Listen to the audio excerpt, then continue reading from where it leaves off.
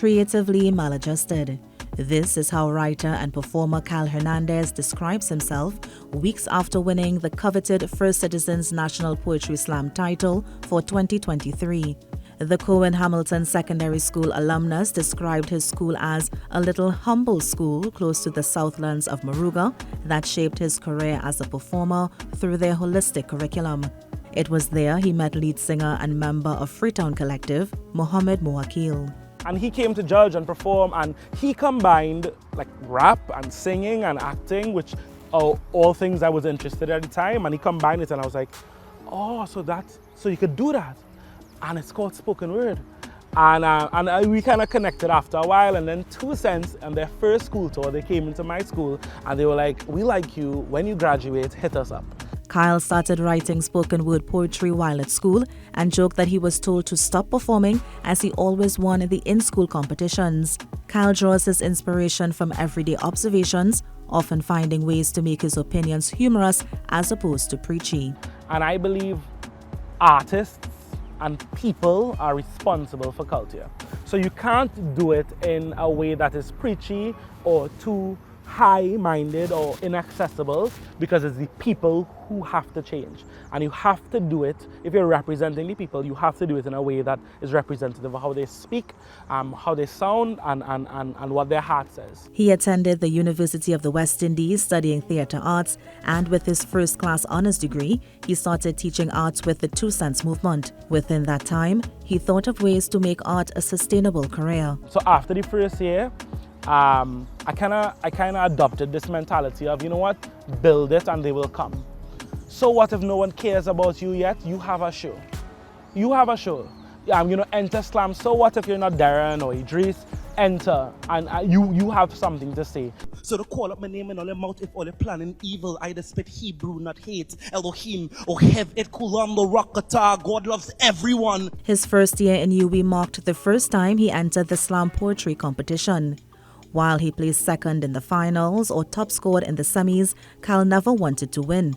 Instead, he wanted to do the impossible, to get people physically moving to his poems. And I do think that is kind of why I won.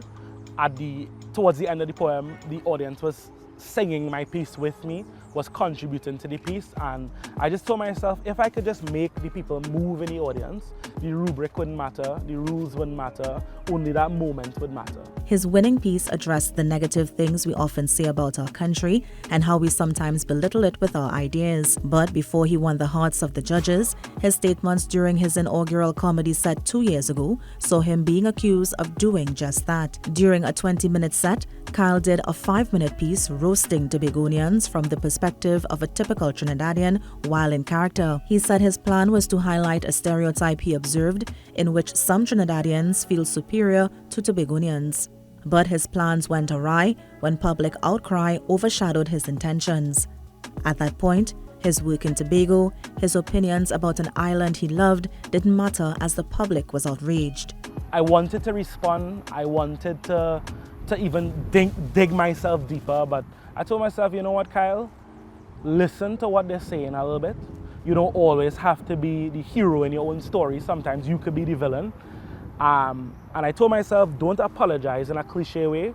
Don't just say it to get it over with. Let the people feel what they're feeling and just learn from it. And I promised myself 1 year of silence. Kyle listened to the feedback and took another year of silence, during which time he saw how his comments hurt the nation. So for the last 2 years, I haven't performed, I was radio silent, I haven't published anything on social media, because I told myself, if you're not saying anything, you can't go and live your life like this never happened.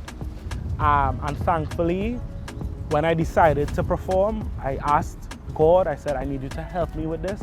I need to come back from speaking down to my country and uplifting my country, and thankfully I was rewarded for it. Kyle now understands the impact his comments had on the country. I wanted to show the difference between Trinidad and Tobago in that comedy set, but show the difference to bring us together. But what I ended up doing was pulling us apart even more. So I think every time I go back to Tobago now, if I could be like a drunk ex-boyfriend, take me back, I'll do that, because I want to be connected to that audience. I want to be connected to that community. He also understands his responsibility as an artist. I think it's an artist's responsibility to first be truthful about their intention and to be mindful about the impact, especially if you want to do it on a global stage. If you just want to make art for yourself, cool, go and do that. But I have to understand that I have a responsibility, and we all do, to worry about our impact and to think about that and to create with people in mind. These days, Kyle is working a typical 9-to-5 doing content creation and marketing, and he plans to use all his skills, comedy, theatre, art and music, to further the local art scene. I am Kimberly De Souza, and this is See Yourself on TTT News.